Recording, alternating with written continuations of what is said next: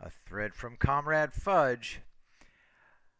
Comrade Fudge receives a tweet. You Q trolls aren't the sharpest sponges in the sink, are you? You actually think you fool anyone who wasn't already 100% with you to begin with? Comrade Fudge responds. Did you just call me a Q troll?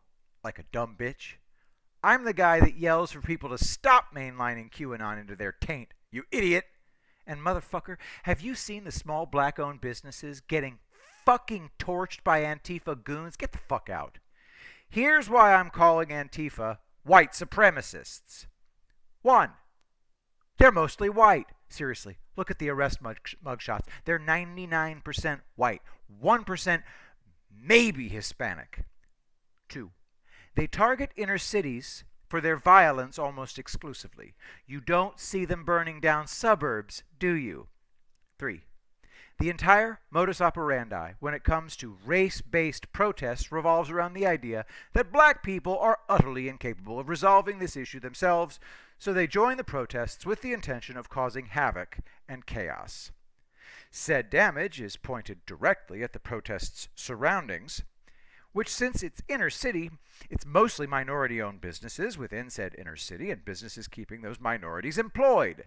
They believe fervently that they are the only ones capable of guiding minorities into a utopian society. And they're predominantly white. White people believing that they're the only ones capable of rulership over a society with minorities is white supremacy, by definition.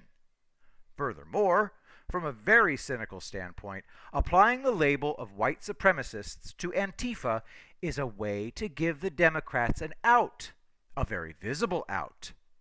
Hear my logic here. Hear me out. The mainstream media and the Democrats are saying there are white supremacists at the protests, turning them into riots. We know it's Antifa doing it. If we can convince the Democrats to scapegoat Antifa and the party's far-left elements, that's the first step we have towards reconciliation.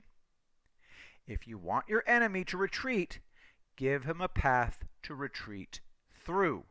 We want the Dems to fold, to cave. We need them to, but they also need a way to save face. So, we offer the middle road. If they label Antifa white supremacists, they can say, all right, we thought Antifa were the good guys, but we were wrong. They are clearly white supremacists. The situation on the ground was very chaotic, and we didn't realize that they were one and the same. They take the offer, Antifa gets wrecked, and the Democrats lose the short term, but survive in the long term. But now we get back to the magnificent bastard section. The left always doubles down. We need to visibly make the offer, give them a clear out to take, but they won't. If the Dems and the media don't take the middle road, they will very publicly double down. Antifa will get stopped regardless, but Antifa will be the hill that they die on in view of the entire United States. That's why they're going to lose this horribly.